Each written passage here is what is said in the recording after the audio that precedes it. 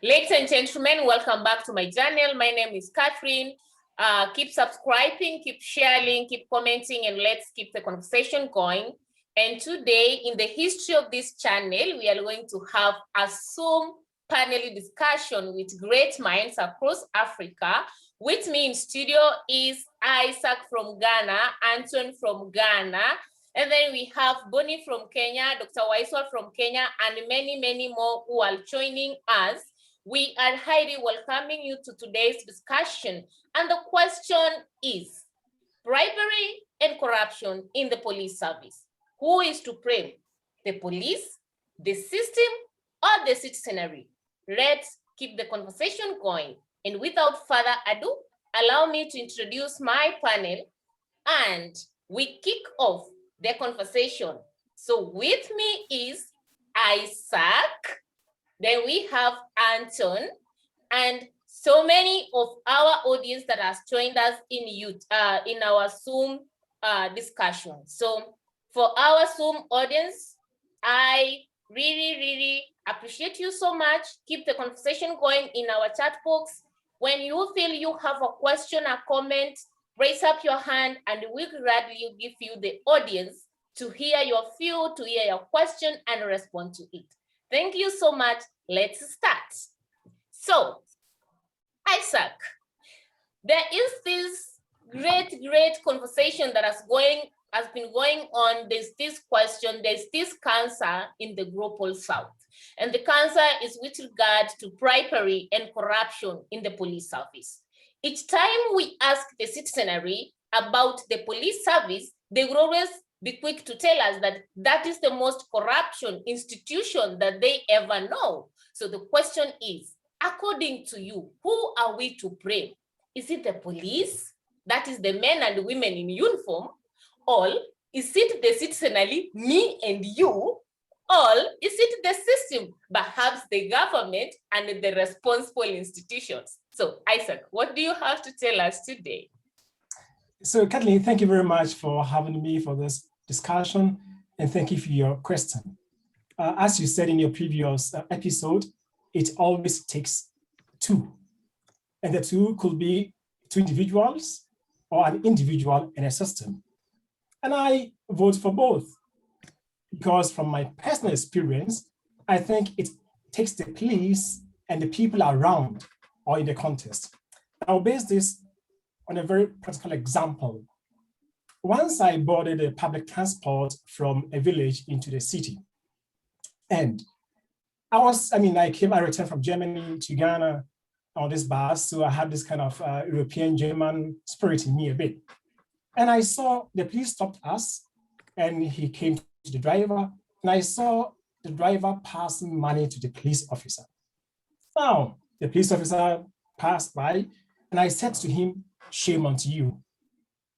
Now, he looked me into the face and went away, gave the money to somebody and came back and said, "Who said shame unto me?" And I said, "I said it." He became furious and said, "All of us should get down of the bus." Okay, we got down. And interestingly, some on the bus knew me that, hey, there's a young man who is returned from Europe. So they saw this Europeanness in me, unfortunately. So when I was discussing with the police officers and I stood on my grounds and said, I saw him taking the money from the driver, the police said, "Do I have any witness?" And I said, "Yes, I do." And I said, "It's the driver." Now, I put it to the driver if he did not give money to the police. Now, you may all guess, dear panel members, what the driver said, and if he said anything at all. He kept quiet. He looked at me into my face and he kept quiet. So here what we say, silence means what? Consent.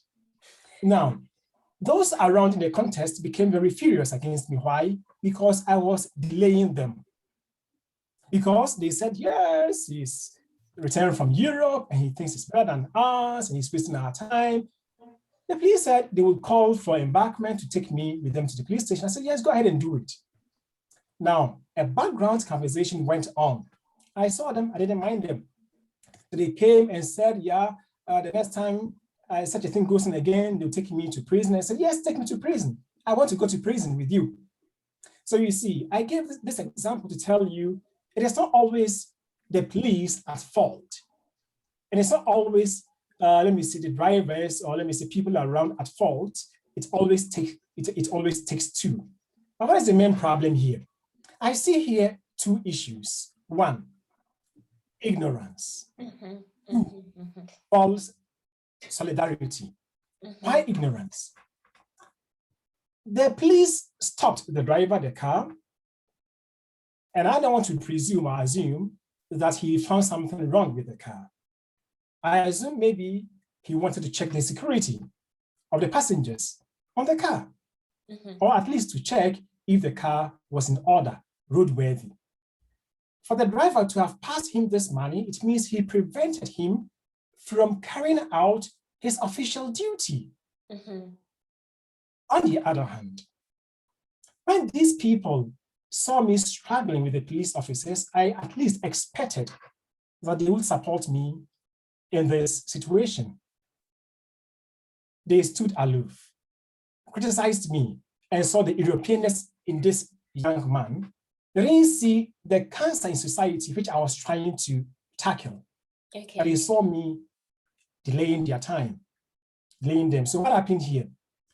They construct a false solidarity among themselves and with the police.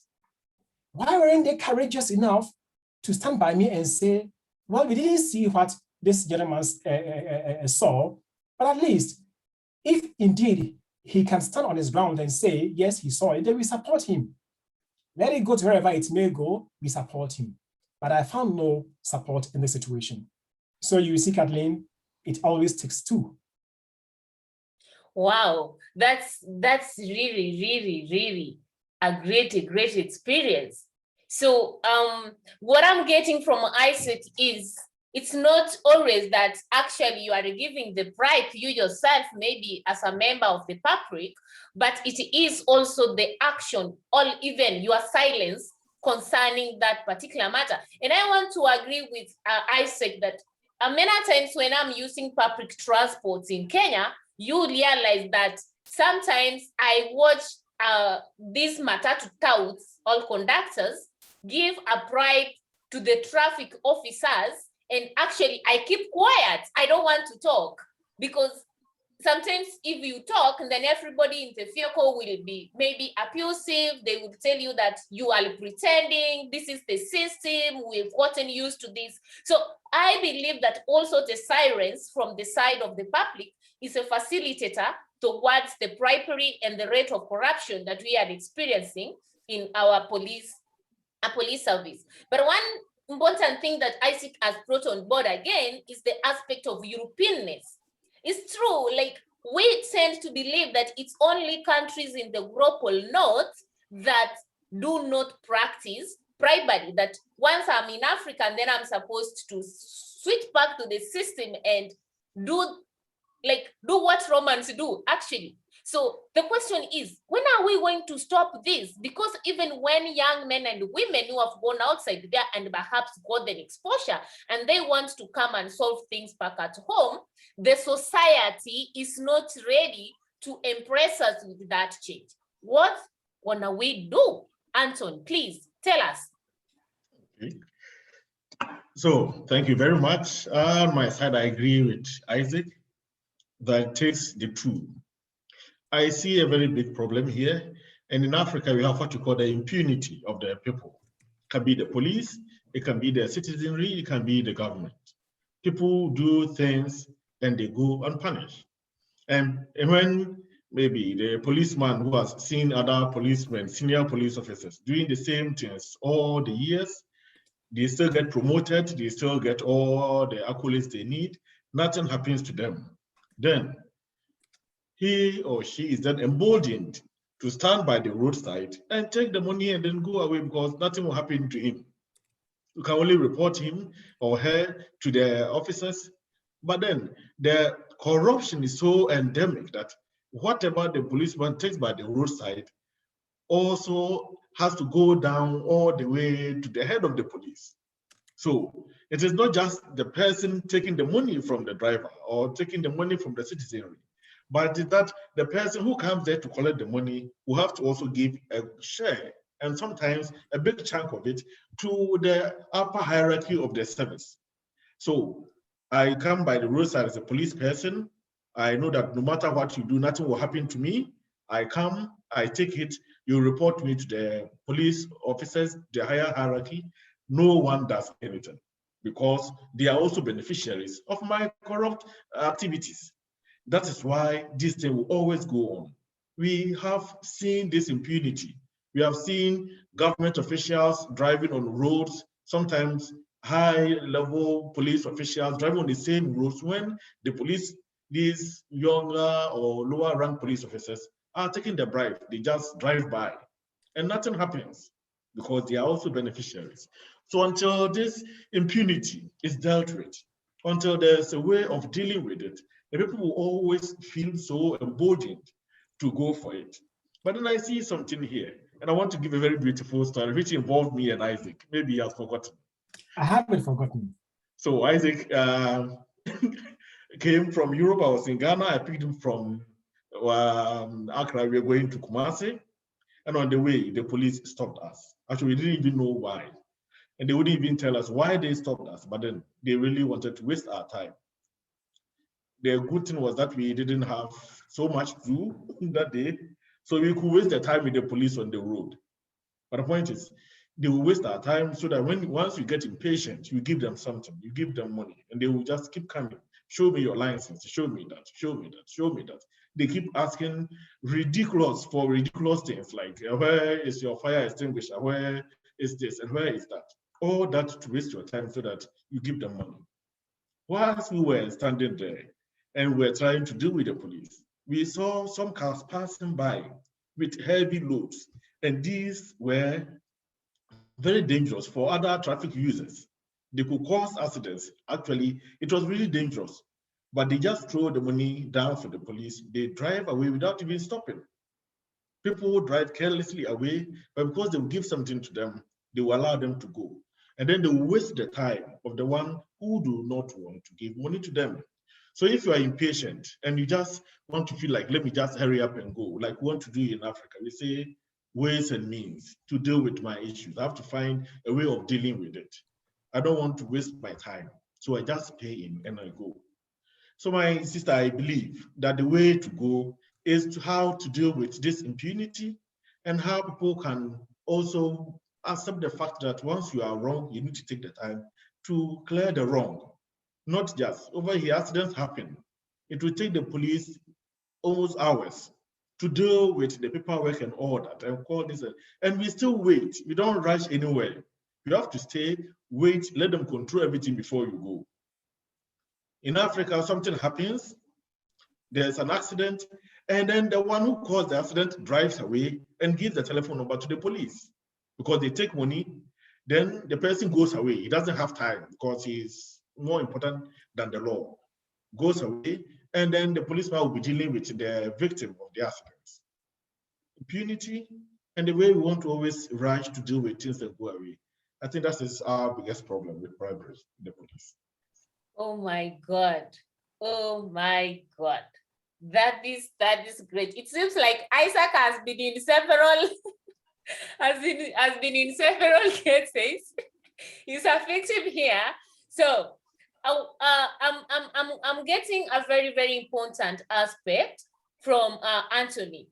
And Anthony is bringing in an aspect of accidents. And this accident involves cars. Sometimes you are on the road, somebody hits you, runs away. Now when the police come, they expect you to give the beef and the fuel for coming into an accident scene to offer a solution. And sometimes they are paid and they even start intimidating you. But the most important thing that I want even to raise to the audience before I give a chance to Boniface, because I can see Boniface's hand is up, is concerning sometimes we cause accidents. Like you find yourself, you are in an accident situation, and sometimes you even don't want to invite the police. And when the police come, they tell you that going to court, it is going to be more expensive. So out of ignorance, you give maybe 5,000 and you say that now it's okay because you don't want to face the road. So you give 5,000, you run away. Sometimes we have our own vehicles, and sometimes maybe you don't have a license, maybe your insurance is expired, or maybe your vehicle is not worthy to be on the road. But because you know that you can walk around with 3,000 and meet a man or a woman in uniform and give them something, you take these vehicle to the road. The result is the accidents that we see in our countries. So the thing that comes out here is even the small price that we give at the traffic roadblocks actually can cost not only somebody's life, but lives of so many people. So actually what Anthony has raised is very, very important. So to me, and you have vehicles in this platform, perhaps, you need to ask yourself, how true are you when it comes to the usage of your vehicle? And are you doing anything in terms of bribery that can lead to the loss of lives in our roads? And then you come back to tell us that, you see, traffic officers are corrupt. You see, so another thing is, a friend of mine once told me that a police officer will never lack a mistake in a car. So I leave that one for digestion. Let me give a chance to Ponface. He was raising up his hand. And welcome so much, Victor Mwaka. Victor Mwaka is joining us from England. So welcome so much, Victor Mwaka, to the conversation. Yeah, we appreciate that you have joined us. So Ponface, please. Okay, thank you. So first of all, I'd like to extend my gratitude for this kind of conference. And I agree to a great extent to Anthony, his submission concerning the impunity of the institutions. And pursuant to that, actually, I would like to submit that there is high need for our institutions to experience a kind of independence, you see, because most of these institutions, there is a way they are being manipulated and influenced by higher authorities. And to that extent, you find the citizens, by the way, a point of correction, I stand to be guided though, the first person who spoke mentioned that the people are thinking that there are some Europeanness and therefore is not associated to corruption as such. Of course, even those people who were in the vehicle, I'm very much sure that they know what's corruption. They know that the vehicle stopped and the other guy was going to receive the bribe. So it's not the bribery that they're supporting, but it's the injustice that they know that whether that person is taken ahead, there's no hope. They are not optimistic that that justice, the purported justice, will be realized. So they are very sure that you are just wasting their time, because even though you were to arrest that police plus even the conductor and the driver, you take them to a court of law, they are very much convinced, as African and as ignorant they may seem, they know that the person will be released because he will again give another potato to the judge or to the lawyer, and you will see the person free. So really, that's why I was saying there is need for independence of institutions and a kind of a hygiene, an ethical hygiene to be inculcated in the societies. Because even last year, recently, Magufuli in Tanzania, he caught some foreign, I think from Europe, who were trying to like scoop some gold, other minerals, and they were lying that it was soil they take to their nations. Now, when he found that, they had even to pay back, you see? So that means even there's corruption in Europe, that these people, there's a way they give us an image which portrays only virtues and all that, and yet intrinsically, they only want us Africans to see ourselves, or rather to be associated with corruption and everything, backwardness and civilization, locality and all that. But yet, as I said, this is not to justify that corruption should be given a go-ahead anywhere in this our Africa, but again, to bring a kind of a consciousness to our people, to still push for a kind of a hygiene and an independence of our institutions. The court rooms should be places where we have hope, because trust me, if that person in the village is very sure that should so-and-so who committed bribery, that that person, once he or she is taken to court, that there is no corruption again which will take place to tamper with the procedures of justice, then trust me, everyone will make use of what, like in Kenya here, we have what we call the local standard in the current constitution, which gives a kind of a floor for even the citizen to go and sue, like wherever a fellow citizen is offended, anyone in the citizen of Kenya can sue a neighbor or kind of that who has broken the law, or perhaps who has infringed someone else's rights. Now, the problem is not that we don't have those provisions. No, the problem is impunity, as Anthony said, and again, as I add, the independence of the institutions need to be reinforced, and the ethical recreation need to be done. And I think that can bring a good sweep towards what we are anticipating as a kind of a healing of this kind of a vice called corruption. So it involves both the ordinary citizens and even those in offices, the institutions, so that people have trust in these institutions. Once the people will have trust in the independence of the institutions, once someone is very much sure that there's no other like backward door for manipulating this and that, then trust me, people will take action, and this thing will just be eradicated as soon as immediately. So thank you. Wow, that's great, Boniface. That's very, very great. And what I'm learning from you is about inculcation of the virtues of integrity and honesty and ethics in our institutions. But that one needs a socialization process. And I am calling upon Isaac to respond to that socialization process after these two participants who have raised up their hands, that is Bonnie and Bonventure. Once they have raised up their cases, Isaac, kindly take us through the socialization process and tell us what can be done. So, Aslan, Bonnie, it's your time, please. And please, I request that we summarize our comments and our views so that we can be able to give opportunity to all of us who are present. Yeah, thank you so much. Okay, thank you so much. Yeah. Thank you so much. I want to agree with every speaker that their points are very valid. I just want to put an angle or kind of a twist to my argument. And for me, I think the problem is leadership in terms of remuneration and remuneration, and just the way the culture in leadership of a country, like for example, our country, Kenya, you know, corruption is everywhere, but I think in the police sector, corruption is so high because they are poorly paid. And most of them will want to take a bribe just to back up their salaries. And I'm saying they are poorly paid based on what they do in relation to what they earn.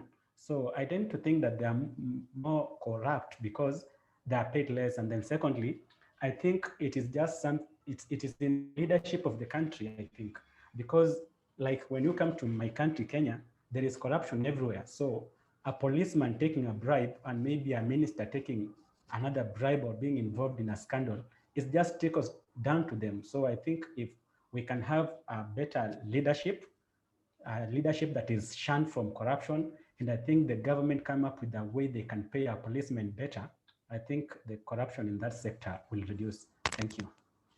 Wow, thank you so much, Bonnie, for your inputs. Bonnie tells us it's all about the kind of remunerations that the police officers receive when compared against the work actually they do. I must agree on that. Police officers everywhere in the world do a very great job. It is a job that involves the sacrifice of their own lives, actually. When a police officer wakes up in the morning, he's not so sure that he will come back in the evening. The family is not so sure that they will come back to meet their daddy, their son, their husband, and so forth.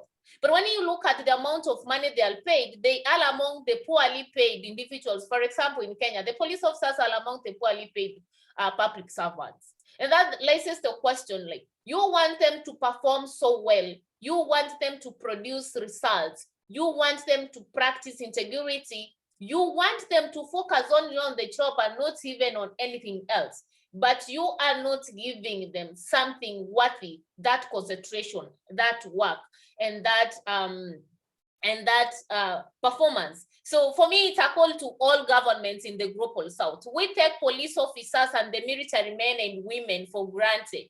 We seem to look like, these people don't even deserve much. But in the real sense, I believe that the police officers are among the individuals in this world who should be earning highly, because the security of any given nation is at the hands of these great men and women. So I agree. We need to restructure the way we are paying our men and women in uniform. So the next person was Bonventure, before we go back to Isaac to tell us about socialization. So Isaac, please be ready. I'm coming back to you. So Bonventure. Thank you very much for the chance to get my issues put across also, and especially for organizing this timely kind of workshop so that we get to think through some of the issues that truly affect our societies. Corruption, indeed, for me, is an aspect that should be looked at in a very wholesome kind of approach that looks at exactly the beginning point of it all. I would want to allege that corruption is just a sign of a sick society. And when we talk about bribery, bribery is one among the many forms of corruption that exists in our society. I am happy that Isaac talked about the European culture when he was trying to question some of the things that the police officers were doing in his country. I would want to agree with that, that corruption has a lot to do with our cultural values, that many of our societies have, to a larger extent, internalized corruption, and it more or less looks like a necessary evil. So that when you find yourself in a troublesome situation, you would quickly look for ways that would liberate you from such issues. So that tells you that the biggest problem we have is the society itself. Do we, as an African society, have cultural values that would look at corruption as something that is injurious to us in the long run? When we talk about that, it obviously raises the concern that as Africans, we are a shortcut-loving kind of society, that I would want to use the shortest way possible to get my issues attended to from a cultural perspective. So in my understanding, I don't think if it has anything to do with the institutions that exist, because at the end of the day, those institutions are occupied by individuals. And those individuals come from a certain background. So it tells you that the institutions will never be functional unless we train these individuals how to occupy those positions and discharge the responsibilities in the best way possible.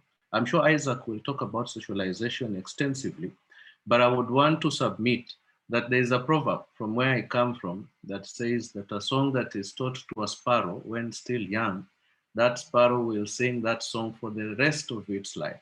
We raise up our boys and girls, teaching them a song that is close to the kind of evils that we face in our society, corruption being one of them.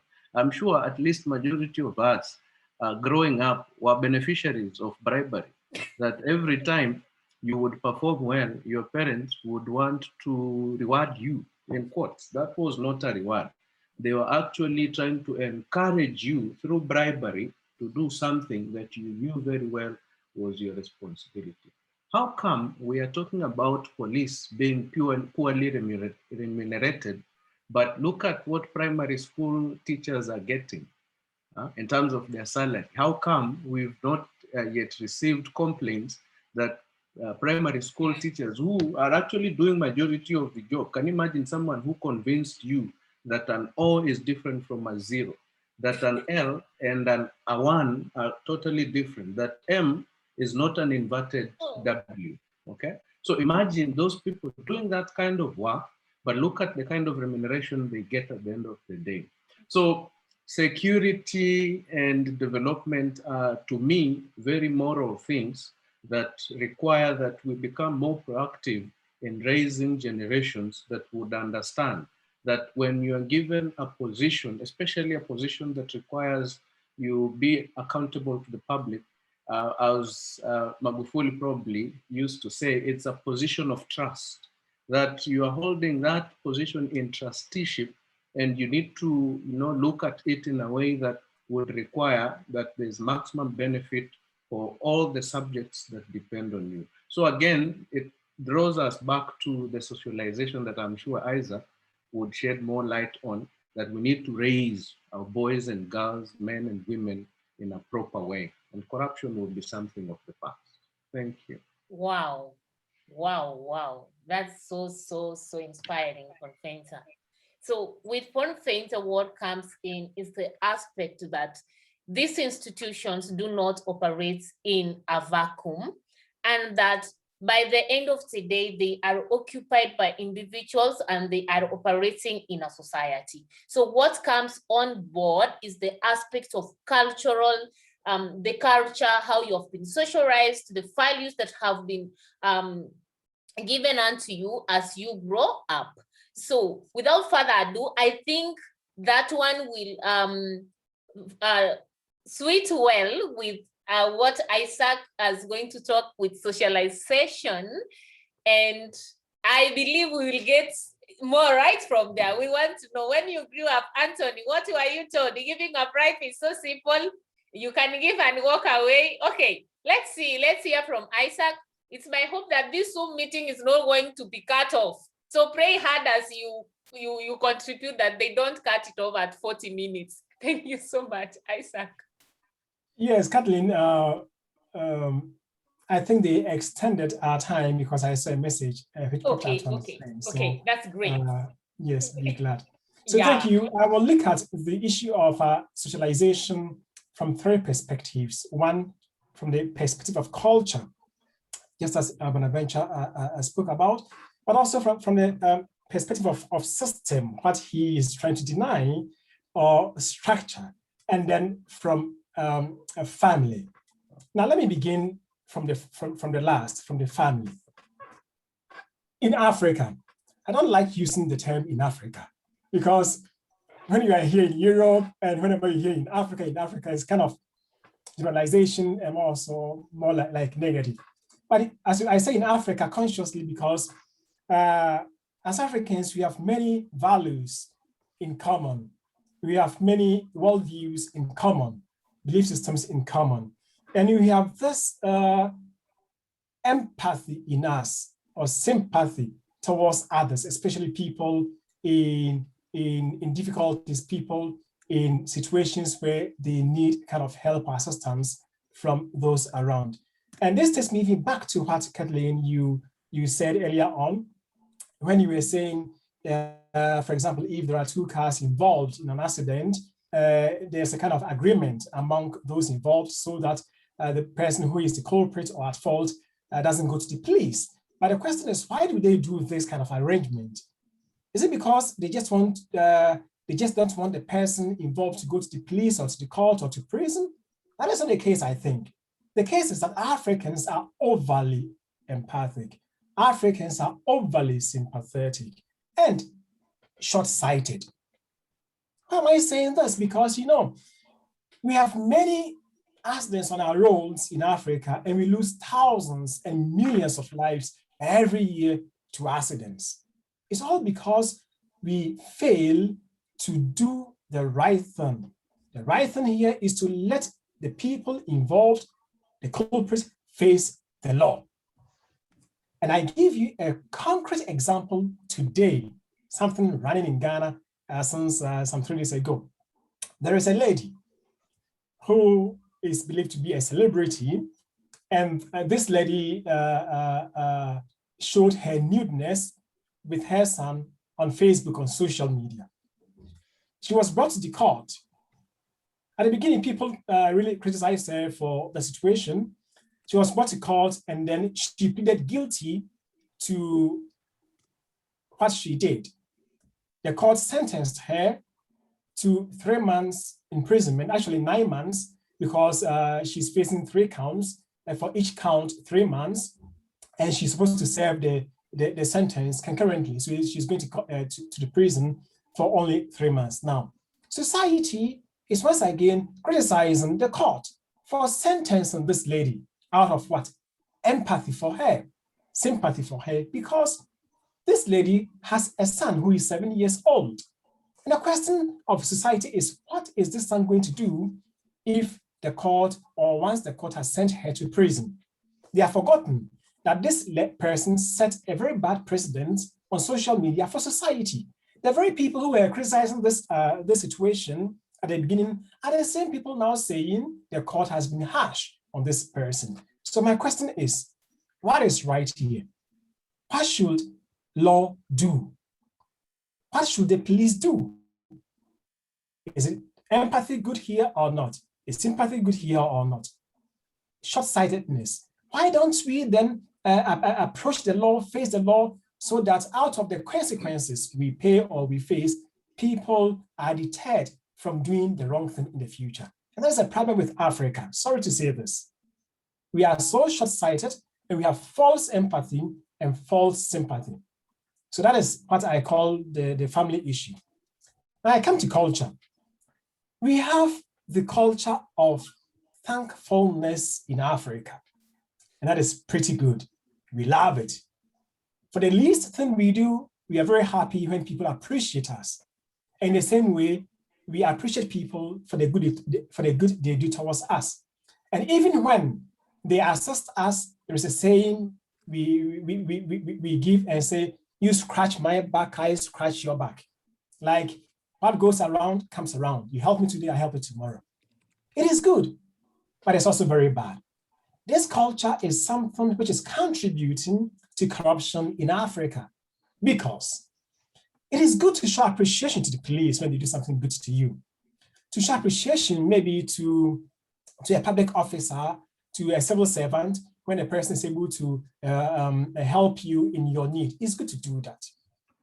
But you know, it has gotten to an extent where people no more freely give rewards and incentives, but they are more or less coerced into doing this, because if they don't do that, the next time they go to this office, this civil servant will not give the same service to the person as he or she did earlier on. And what do we want? We want to expedite actions. We want results. We want service. So we will do everything that we can to please the people in public service to give us or do for us what we want. And I say to be very, very wrong. Or let me say very problematic. The culture of incentives, of appreciation, the culture of thankfulness. And Africa as a continent, we really need to look at this. Now, my third point about the socialization of corruption is the system. And when I talk about system here, I talk about government, state institutions, and I begin with parliament. You see, Bonaventure, it's good we go to the roots, okay? Because if you want to really kill the tree, you should not be cutting the branches. You should really uproot it, okay? Otherwise, it will regrow the branches and it will pierce your eyes. So let's go to the root. But the root here is not really, let me say, the grassroots or the base, but people in power, people in government, and let's begin from parliament. Why am I saying this? In Ghana, I don't know, maybe in your country, in Ghana, if a parliamentarian facilitates a contract, do you know what happens? This parliamentarian has 10% of the contract. And we have a decentralized system. So can you imagine if the parliamentarian takes 10% of the contract award, it goes down, and until the contractor gets the money, the funds for the construction or for the contract, you can imagine how much the money meant for the construction has reduced. I watched a YouTube presentation where somebody was saying they used about $3 million US to build a hospital. Now, for a similar hospital, the government of Ghana paid about $30 million So this money could have built maybe 10 times the hospital that these people were able to build with $3 million. So the question is why? It's all because there is a system, there is a structure where those who facilitate contracts are rewarded falsely with 10%. And if this is what is happening in our countries in Africa, then where are we going to? You see, so that is the perspectives from where I see the issue of the socialization of bribery and corruption. It is part of our everyday life, part of our everyday activities, and we expect these things to happen. If not, we don't get the kind of service that as a people, as citizens of the country, we deserve. And that is very unfortunate. Yeah. Wow, so wow, Isaac, wow. That's great, socialization. And as we say, socialization, this a child that this is a snake, he will know this is a snake, and this a child that this is a fish, and he will know that this is a fish. So basically, we are in a society where we have been socialized to normalize bribery and corruption. And you realize that this bribery and corruption is not only limited to the police service per se, but it is kind of interdependent, like they are building on each other. So from what Isaac is saying, I want to call upon Anthony, one of our panelists, to say something about it. But before that, Alan has raised a question in the chat box, and he's saying, what about the literacy levels of the police officers? And it's coming from the angle that recently in Kenya, a police post came out and said that they need to reduce the entry grade of men and women who are entering into the military service. And the reason is that the men and the women who are entering into the military service with higher grades, they go, they advance their studies, and they come back and request for more pay. So they want to reduce the entry grade so that they don't face that challenge of paying the police officers more. How do you see that one relating to the aspect of bribery and corruption in the police service? So Anthony, as you take up the mantle, I want you to, from your opinion, how do you see these aspects? Like we want to take the police officers who have lower grades, or we want to take men and women with lower grades to the police service. How does it tap directly or indirectly to bribery and corruption in the service? Welcome so much, Anthony. And to the new entrants, the people who have entered right now, we appreciate you. We love you so much. Keep the conversation going. We are talking about corruption and bribery in the police service. Give us your views, give us your experience. If you have a question, raise up your hand. If you have a comment, raise up your hand. We have time for you. We are here for you. We are here to listen to you. Thank you so much. Welcome, Anthony.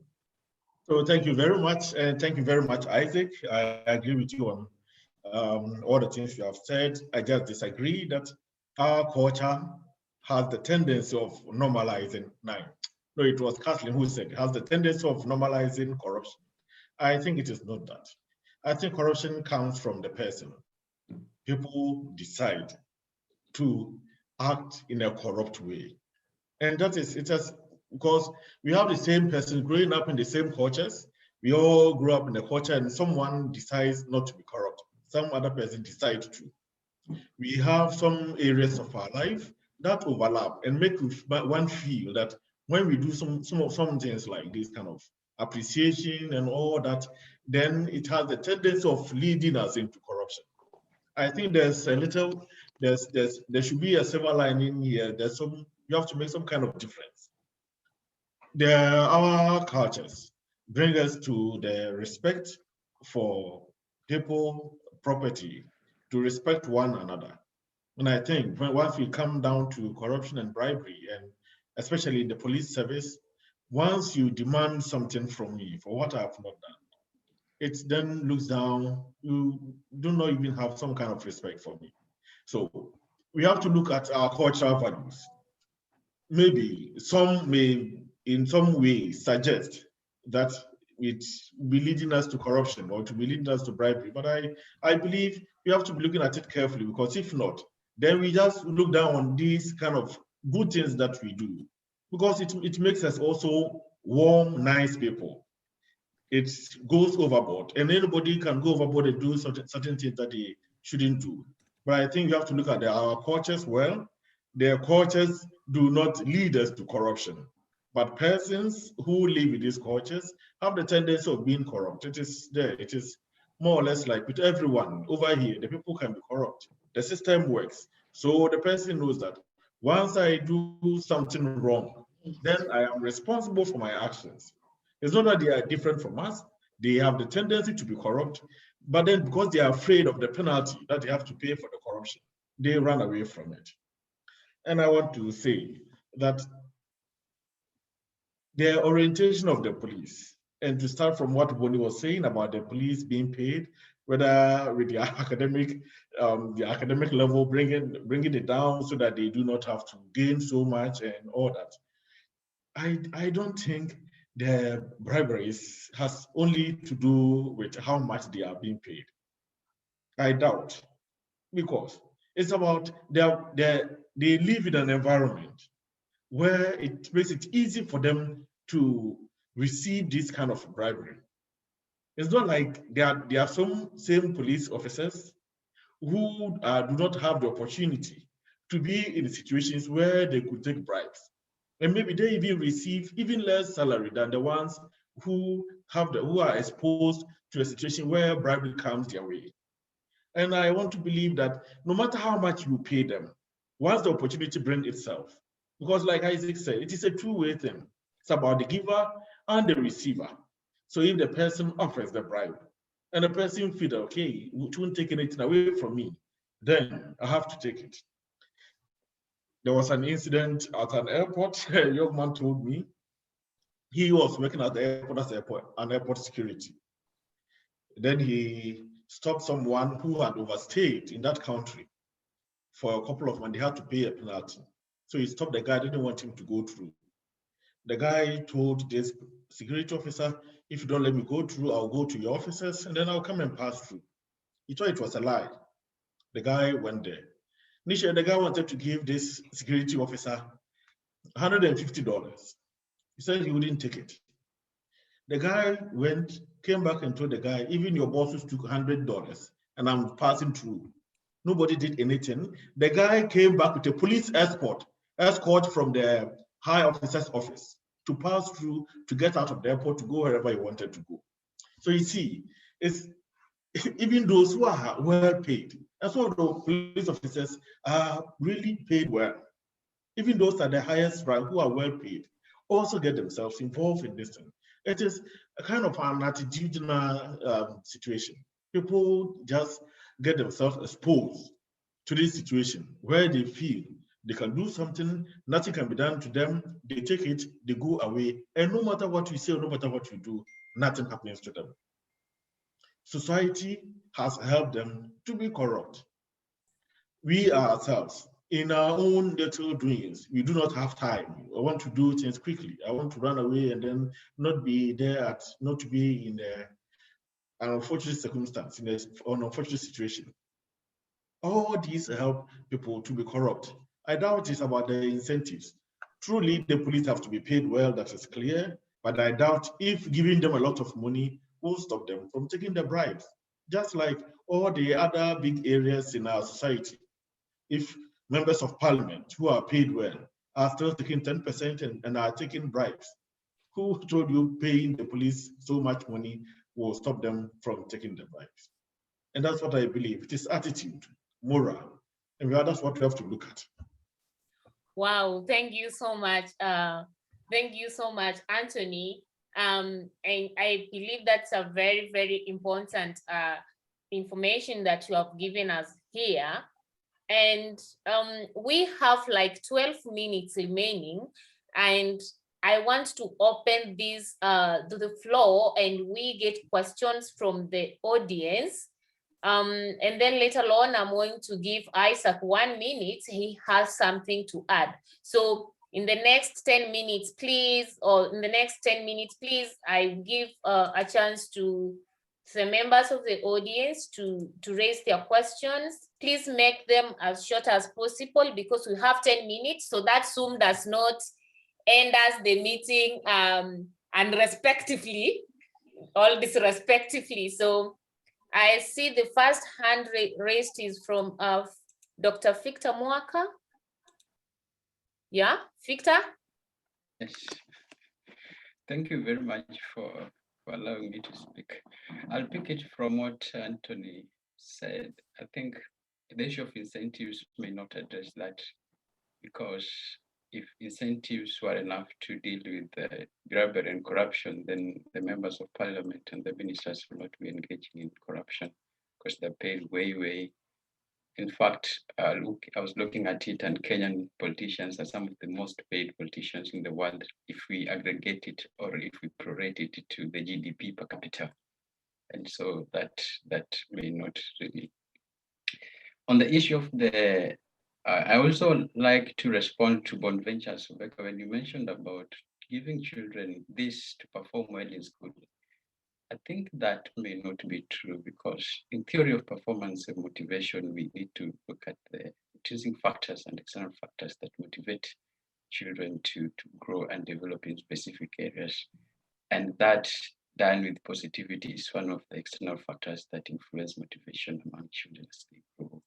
So I don't think that may instill. It becomes a problem if we say, if we do, I will give you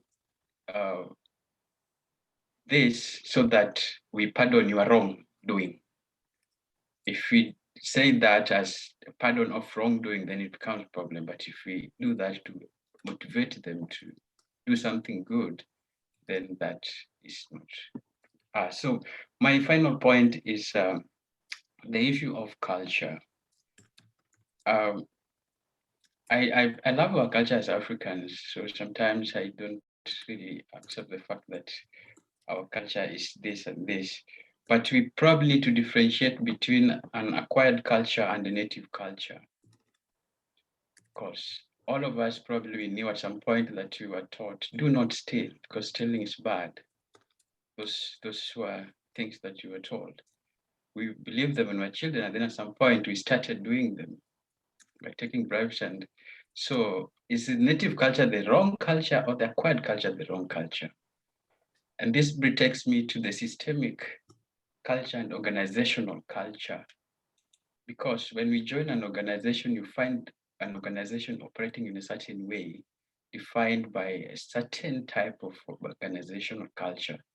And the things you can do in organization based on that organizational culture and ethics. So if you are in an organization whereby you have to give for you to get a promotion, then someone growing up in that organization picks that culture, and it becomes an acquired culture dictated by the organization, and then that propagates the aspect of bribery. So I think going forward, we need to look at the organizational culture, the organizational integrity and ethics, so that as we grow in different professions and different organizations, we are influenced into a system that has more integrity, more ethics, and does not tolerate acts of corruption and bribery. Thank you.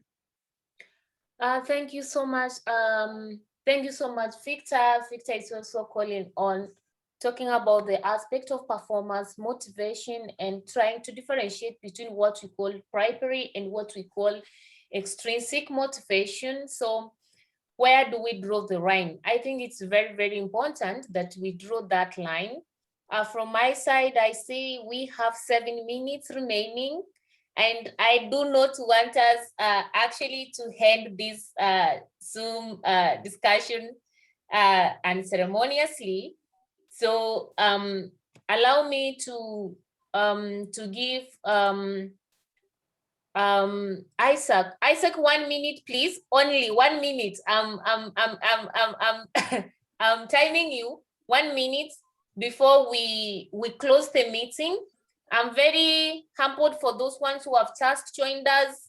But I'm very sorry again that you are joining us when we are going to complete.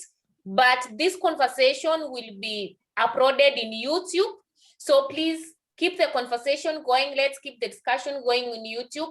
Immediately we complete, I'm going to upload it. I'm definitely going to share the link at Catherine Bosibori YouTube channel. So please don't feel bad. Next time we are going to look for unlimited Zoom package to enable us have this elaborate conversation. So please, I'm very, very much humbled that you came on board.